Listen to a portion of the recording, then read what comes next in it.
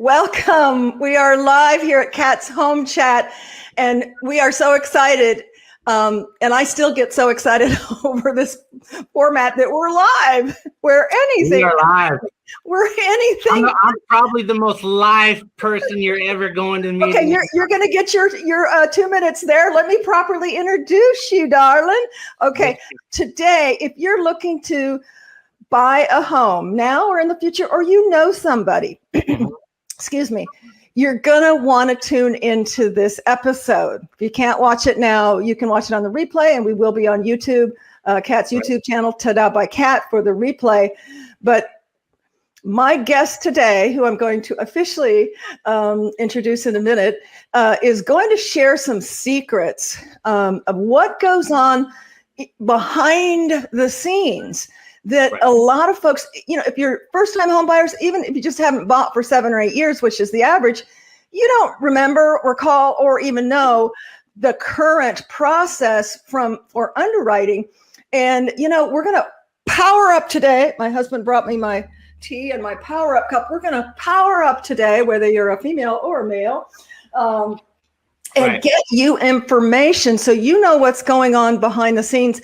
And the process where, you're just like sitting there nervous Nelly, you will know what has to happen through the life of the loan from pre-qual to funding. And I say not just closing, but funding, because believe it or not, I've had 2 closings in my career that never funded. Not a good thing. Whole nother episode on that. So without further ado, please welcome Victor Varela with Lux Lending. He is a broker owner, young man, entrepreneur. And I love your picture there, entrepreneur working. Caution. Yeah. That's the truth. For all you entrepreneurs, solopreneurs, mompreneurs, all that. Yeah, it's caution. It can be pretty dangerous at times. So welcome, Victor. Thank you so much. Victor and I connected because we're very like-minded in terms of how we market our business. Right. And I hope to be on your podcast soon and share some nuggets on staging. Again, I am Kat, if I didn't mention it. Terrible at marketing sometimes, with Ta-Da Next Level Staging and Design, where we put the sold in your just listed. There you go. If you're in the Houston area, and even if you're across the country, across the world, I do offer virtual, we were just talking about this, virtual consultations for design and for staging to set you up to sell your property in record time and for 10 to 17% more. Wow. So, Victor. Yes. Back to you, darling. Tell us how you got into the lending business. Well, that's a long story, but I'm going to make it. Give me the clip notes. Yeah. First off, let me just introduce I'm Victor Varela. I'm a mortgage broker and owner of DV Lux Financial Lending. We are located in downtown Houston, Texas. We're in a high-rise just off of St. Joseph's Parkway. We've been here for maybe about 1.5 years now. We started off on the north side, and we started doing really well and moved our operation down. Perfect. And all of Victor's information is going to be posted on our YouTube channel. We'll sign off with a phone number where you can reach him right away if you have lending needs. And as we go into this episode, about 30 minutes, please, guys out there watching, post your questions. Jeff, my business partner, and Proctor will be fielding those questions, and we'd love to answer them for you real time. Okay, so if you have anything, no question, there's no stupid question, only the one you don't ask. So I want to put that out for you. So let's just go into, how did you, Victor, get into the lending business? Well, okay, so I didn't start off doing lending when I got into real estate. Sure. Actually, I am a Houston firefighter, and I've been with the fire department for 16 years. And to make this story kind of short, because it is rather long, me and another guy were sitting around the fire station one day, and we were talking about, do we have any part-time jobs or anything? I was like, man, I ain't doing nothing, And this one guy was like, man, you know what? My friend's doing home inspections, and he's doing really well with that. We should think about start doing home inspections.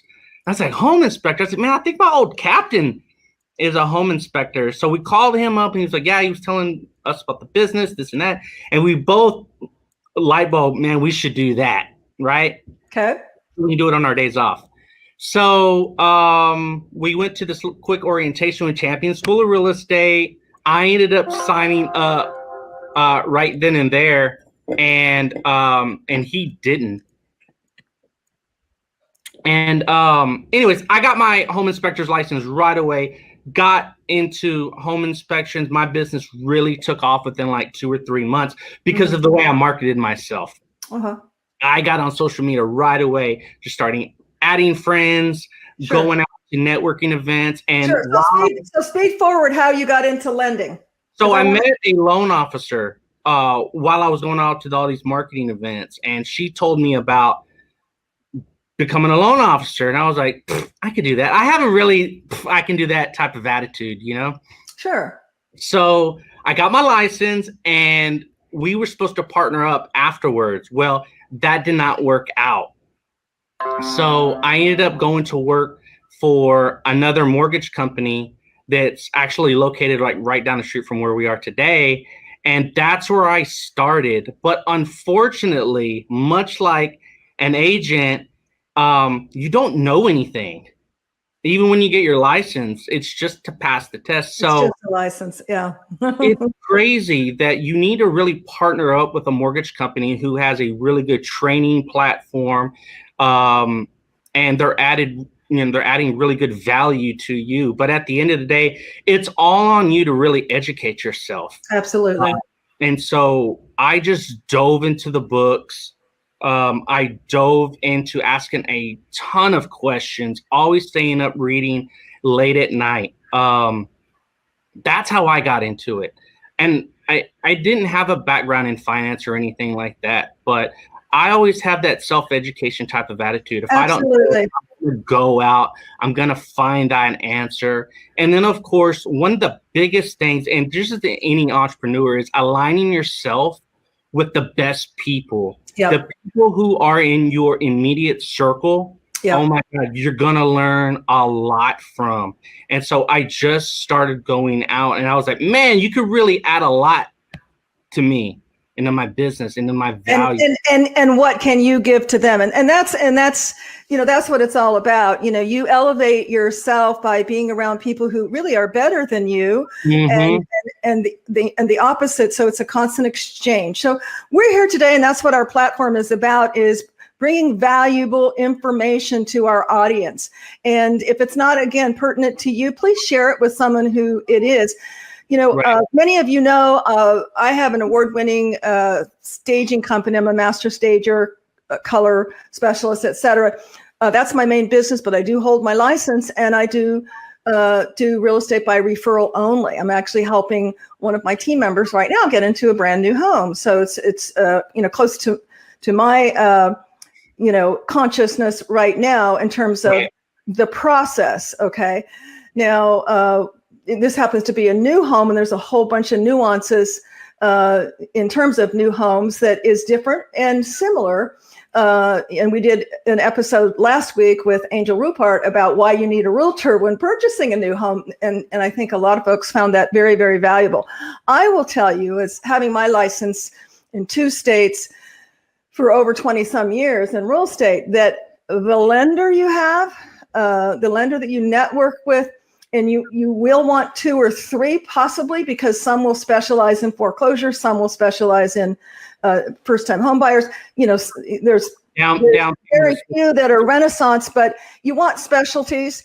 But they are the lifeblood of your business if you are a realtor, because you cannot buy a home unless you have a loan that is approved and closes and funds. You got cash. End of story. What's that? You got cash buyers too, though. So. Oh yes, you have cash buyers too. Yeah. Okay. Yeah. So minus the cash buyers. Yeah, we just helped my mother-in-law who paid cash, so we did a lender there. But the majority of folks, that's the lifeblood. You really want a trusted lending partner for that. Right. Mm-hmm. So one thing that kind of crossed my mind when we were coming up for the topic today is, my gal that we're helping, they're both first-time home buyers. Right. Okay. And you sometimes forget, not just in real estate, not just in lending, even staging and other businesses, when you've been doing it for a minute, okay, right, and you're like, boom, ba-doom, ba-doom, ba-doom. I had somebody on the phone the other day, they were using, actually it was a lender, using acronyms. An NRG and the BL. I worked in corporate America in IT. We had full sentences that were acronyms. Okay. Oh, sure. But if you're trying to educate and you're someone, a first-time home buyer or even not a first-time home buyer, don't use acronyms. They don't know what they mean. That's if true. you think you're impressing them, you're not. What you're trying to do is communicate with them. So don't use acronyms. So but at any rate, let me just finish my thought. So what came to my mind is that we sometimes get on the fast road and not realize that a new first-time home buyer, I used to tell folks years ago when I worked for a builder and we were, writing 8 contracts a day or whatever. Right. They were all first-time home buyers. I would tell them, and I don't know who I borrowed this from. I can't take credit. I borrowed it from someone. I said, there are thousands of pieces to the puzzle in purchasing this home. Think of me as your puzzle master. Okay, I'm going to help you put every piece together. Trust the process. Yeah. Trust the process. So communication is key. If there's anything I've learned from corporate America and having my own businesses, it is that you must communicate. You cannot over communicate. So that being said, let's dive right into our topic. And that is, I'd love for you to share some things that that through your experience as a lender, what do you think could be valuable for folks to know that what's going on once they get the pre-qual? What's because everybody's just kind of sitting back thinking, especially if they don't hear anything, well, what are they doing now? And am I going to get the loan? And am I going to get qualified? I'm only pre-qualified. What are they doing? Why is it taking so long? Right. What can you share with that behind the scenes that might be, valuable to our listeners? Well, at the end of the day, once you get your pre-qualification letter that allows you to go out and shop for a home, you find that home, you put the offer in, we get that executed contract, we submit all that stuff. So let's back up, Victor. Let's take this like we're talking to kindergarten. Let's say I'm a kindergartner, which really a first-time home buyer is. Right. Okay, so a pre-qual, which actually now with COVID, the whole COVID stigma, it's now pre-approval, isn't it? That they're requiring, not pre-qual? Right. Well, I do a 2-step process. I talk to you over the phone. I pre-qualify you over the phone. Okay. That's what I call a pre-qualification. Yes, you're right. A pre-approval letter is a letter that we give to you after we get a full application. We look at all of your documents, which are really just your ID, your last 4 pay stubs, 30 days worth of bank statements to verify funds that you have for your down payment and your closing costs. And then, of course, we verify that you've been working for the last 2 years via your use. Yes. So, Crystal, if you're listening, that's the one thing, working for Tada is once you've got 2 years, then that can be counted should at some time you guys decide to, take the loan a different direction or what have you. But just to verify for folks, again, assuming they know nothing, is it used to be just a pre-qual letter. 1 page was enough to go out and put an offer in a home. And basically what that was, correct me if I'm wrong, Victor, is you just ran the credit, you saw what their score was, and basically their name and their social security. Back then, they just used to tell the lender all the information without any verification. Yes. And so that was the cause of 2008 housing market crash, there was no income verification. There was no work history verification or anything like that. So they were going out, and providing all of these loans, for people who weren't really qualified to even repay the loan. Absolutely. So, that's when I was working for the small builder. I would say, you got a pulse, you can buy a home.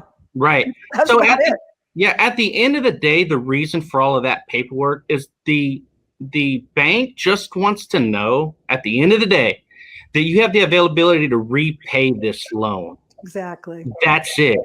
Is there a process? Of course there is. The bank.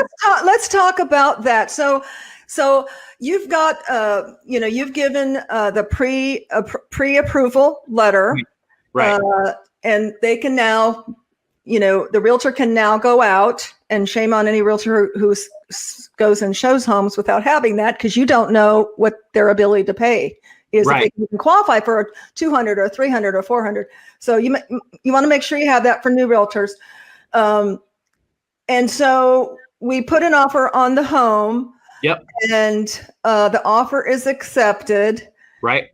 Let's talk about a little bit, because this is what came up in my world with my one of my team members is, the builder typically has some pretty great incentives. Yep. And I come from the builder world. Many people know that.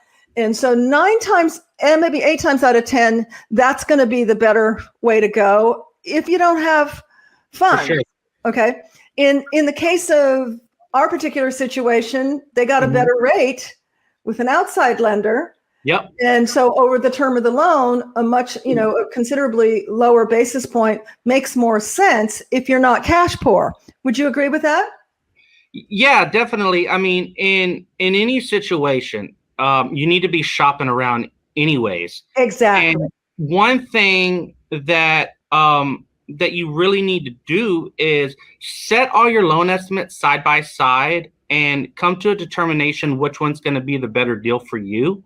Even an eighth of a point means thousands of dollars over the life of the loan. Over the life of the loan. Now, will most people live 30 years? No, but you figure they're going to live at least 10 or whatever. And that's usually, but they need to do a stare and compare. And that's what I had my clients doing, said, you need to have one sharpen their pencil over the other. Right. Even though I brought, the outside lender, I really wanted him to get the business, but it's not about what I want and nepotism or friendship. It's about what's best for my client. Right. So there is a document online that's called the home loan toolkit, and you can easily just type that into Google and it'll pop up. It's a PDF form that the government puts out for home buyers, and it actually gives you a step-by-step process on what they would actually like for you to do.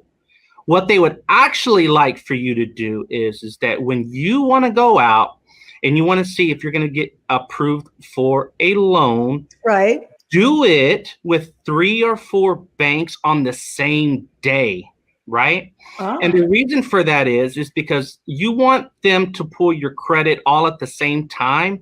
You have 30 days to shop around, right? Before it actually affects your credit. Right. So if you do it all on the same day and it's getting all pulled at the same time, you're not going to take a huge credit hit, right? Sure. But not to frighten folks. Even if you do it within the 30 days, it's not always, feasible to do it the same day. As long as you do it within that 30 days, you're not taking a hit. Right. Yeah. But, the great thing is that if you have all of your paperwork, because that's what the bank wants. Each bank is going to want all the same paperwork. Exactly. They're going to want the same application. Yep. And they're going to run your credit. Yep. There's no negotiations about that. Yep. I've had some people that said, hey, I'm going to fill out your application. I'm going to send you all of my documents, but I don't want you to run my credit. And then I guess my next question is I guess you don't want to buy a home then. Exactly. I'm just being 100% straight up honest with you. Exactly. The bank is not going to give you a $200,000 loan on your word. Yeah. So 30 days, that's the key. So let's talk about, and thanks for that information, home loan toolkit for folks who want to do a stare and compare, what makes it a little bit easier. So let's talk about, you've got that pre-qual, you've decided on the proper loan, you're in escrow. Right. What are some things, because my understanding, most lenders, then they package up that information, which now they're doing up on the front end already. You've got the digital, 401k and bank statements and right. work records and all of that. Then that goes packaged up digitally to the underwriter. So let's talk about what the underwriter does and what could be some possible snafus or hangups to make that loan not go through in underwriting? Well, a ton of things. Obviously, they're going to verify the application. They're going to verify all of the documents that you sent us. Things to look for on your let's just say your pay stubs, right? They want to see a year to date on those. They want to make sure that these pay stubs are not, from 2018, right? So giving us fake pay stubs, they're going to verify all of that. They're going to call your company and verify employment. Right. So we've had people doctor up fake stuff and try to send it to us, and that's where all of the verification takes place. Some other stuff that kind of does a hiccup is child support. If you have back child support, they're not going to give you a loan. Just simple as that. They're not going to do it. They're going to want to see that you're at least on some type of payment plan, and that you've paid on that payment plan at least 3 times. There is no getting around certain things. And it's funny that you say that about doctoring documents, because I noticed, they require now it has to be in color, like ID, different things has to be in color. It can't be a copy, a Xerox, whatever you call it, copy. I'm sure for those purposes. Let's talk about a little bit child support, Social Security, things like that. Because I think a lot of people are not aware when they're looking to see, well, do I make enough money? Maybe they're using the online, bank rate or something, trying to see what they qualify for as they're planning, their new home journey, first home or second home. Mm-hmm. A lot of people don't realize that any kind of money that you receive, child support or Social Security, is grossed up. Now, what does that mean, people? That means if you get $1,000 child support, it's grossed up to like $1,250, right? 25%. I think it's per kid, and then after that, the percentage changes. Well, no, the flat amount. Let's say you get $1,000 for 3 kids. Let's just do easy. Math. It's going to go up to 25% higher. They're going to gross it up. Why? Well, think about it. It's net. You get that in your bank, in your pocket. There's no taxes taken out, much different than gross, salary, where you're going to have to pay taxes. Right. So at the end of the day, we take your gross monthly income. Yep. Right. We look at that to do our calculations, not your net. So we want all type of income that you get. Yep. Right. Everything. Yep. So if you have 2 jobs, give me paycheck stubs for those. For both jobs. So let's talk about, I used to call it, the three-legged, it's a 3-legged stool when you're looking at qualifying. They're going to look at your income, your debt to income ratio. Your debt to income ratio, right. Your debts, because I've had folks come in that are self-employed. I had a young man, he owned a trucking company. He's like, oh yeah, I've made 6 figures, yada, yada, yada. Mm-hmm. And I had to tell him, this is when I was in new home sales for a company that we would build, just like frame stage up to full on. And he was like, oh, and he's like, yeah, I wrote everything off. And I'm like, oh, I'm so sorry, dude. Yeah. You can't buy a home because people are going to look at your net. So if you are self-employed, be careful about that. If you're looking to qualify for a home, pay yourself a paycheck. If you can't get your accountant, even if you don't have an accountant, just do the books, write yourself a paycheck, because that's your income, and that's it's a write-offable income. Right. So it goes on your section C, but it will now put you in the game for having an income. Yeah, right? A lot of people think, okay, I own my own business, right? I make, $30,000 a month. I make all of this money, but I write off 90% of it. Dude, I'm sorry. And I get it, and they get so upset with me. But going back to, we have to follow the rules. We all have to follow the same rules. Everybody's got to follow rules. But I think really people don't realize that, which is why I want to drive that home. If you know anybody who's looking to buy a home and they are in business for themselves, share this video with them because they can start now taking action and making that work for them. Because if you are bringing in that kind of money, you definitely can afford to be paying yourself a salary. Whatever. Sure. And what I'd do is I'd get with your accountant and figure out how much salary do you need to write yourself to afford for the house that you want. Back when I was a single mom back in Southern California of 3 children, I was on a base plus commission. I made, good money. Right. But, it was tough, especially I wasn't getting child support. And so I would get with my accountant and say, what's the most that I can claim on deductions to where they're taking very little out. And that's not cheating. Some people think, well, I have 3 kids, I can only deduct 3. Now, I'm not a tax accountant, check with your tax accountant. But what I did with my tax accountant is he would say, typically I claim 10.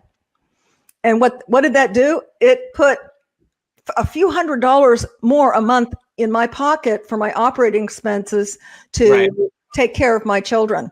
And so, I mean, if you like that big check at the end of the year and you don't mind Uncle Sam hanging on to your money throughout the year, hey, just claim 1 or 2. But if you'd like to put that in your pocket, and I have shared this information, and again, default, talk to your CPA with new homeowners back in the day, because sometimes $100 a month is the difference between them putting gas in somebody else's SUV, renting, or purchasing their own home, but they're kind of scared of that $100 more. So, I actually would go into HR, depending on how much commission. If I had a big commission check, $10,000 commission check, I might say I'd bring it down so they'd take a little more out. But you have that right as an employee to change your deductions with HR anytime you want, right? Oh, for sure. So back to owning your own business and all that other tax-related stuff, it's really, really, really beneficial to get with your accountant, because, you might be set up as an LLC where you really need to be set up as an S Corp so that you're allowed those tax advantages, right? Very, very good point. Yes. All that stuff really does play into whether you're going to get pre-approved for a loan or not. We need good documentation anytime you're a business owner, right? So you're going to fall into a whole other type of loan program, which really primarily you'll probably go into what's called a bank statement loan. And that's a non-QM product or non-qualified mortgage product or non-conforming loan. We're going to need at least 24 months of bank statements in order to get you qualified along sometimes with the profit loss statement. And then of course, all the other documents, your ID and stuff like that, proof of funds. So when I try to speak with these business owners, a lot of them don't understand why their interest rate is just a little bit higher than everybody else's. And I tell them, well, you're at more risk for not being able to repay this loan. They're like, well, what are you talking about? Businesses go out of business all the time. And again, I always going to say this. The bank wants to know that you have the availability to repay this loan. Yep. So of course you're going to be at a higher risk, which means you might have to put down a bigger down payment, right? So sometimes you may have to put down 20% because that's what the bank is requiring you to do. Right. Now you can't shop around to all different types of banks, but more or less I've only seen between 15 and 20%. And your interest rate is going to be just a tad higher than what the current market They're all going to be the same. We're getting close to wrap up. Such good information, Victor, but I want to touch briefly before we wrap this up on your, another spoke of the 3-legged table, and that is your debt. Because, a lot of folks don't understand. They'll go buy a home. I've seen it happen. Then they go out and put furniture on credit or buy another vehicle, and they've just blown themselves out of the debt to income ratio, which means, your debt has to be between 45 and 48% of your income. Mm-hmm. Once you do that, number one, your score can go lower, and it can really screw you up. I've seen people not be able to close because of that. Have you experienced that? Oh, for sure. So going back to your initial steps in order to get approved, and that initial pre-qualification phone call that I have with you, Right. I'm always like, dude, if you got credit cards that are above 30%, pay those things down. Let's wait 30 days because typically it takes about 30 days for you to see a positive response to your credit report. So if you're teetering right there at about 600 and we need you to be at a minimum 640, that's a huge thing, especially when you have 3 or 4 credit cards that are out. Now, once we send everything to the underwriter and everything is going through the actual process of closing out on your loan, the last thing that you want to do is go out and just start buying stuff. I know it's exciting. I know you want to, but call me. I have a warehouse full of stuff. If you need furniture, don't let anybody run your credit. Nope. Don't phone sign for anybody. Nope. Look, be selfish. It's all about you and you getting into a home. And your dream. And this is what I love about the business, is really helping people realize the American dream, and with us, with staging, is helping them into the next step of the next journey of their new home ownership, or even, beautifying their new space. Many of us more than ever now, are spending more time in our home, and it is our sanctuary, and it's a beautiful thing to be able to own a home. We're going to wrap up here. Victor, I thank you so much. You have been just such a pleasure and given so much information. Please, guys, I haven't seen questions, but I can't see from my end. I think there are comments. If we didn't get to them, Victor, we can go back and answer those on Facebook. This will be published to our YouTube channel, Ta-Da by Kat. Right. If you could post that URL, Jeff. I don't know why it has a C in it, but it's YouTube/C for channel /Ta-Da by Kat. Please subscribe and hit the bell. You'll be notified when new things are uploaded. And we've got some exciting new things that will be uploaded. We're going out to install a restaurant, some decor in a new refurbished restaurant in Katy as soon as I leave from here. So I'm super excited about that, to take some footage on that.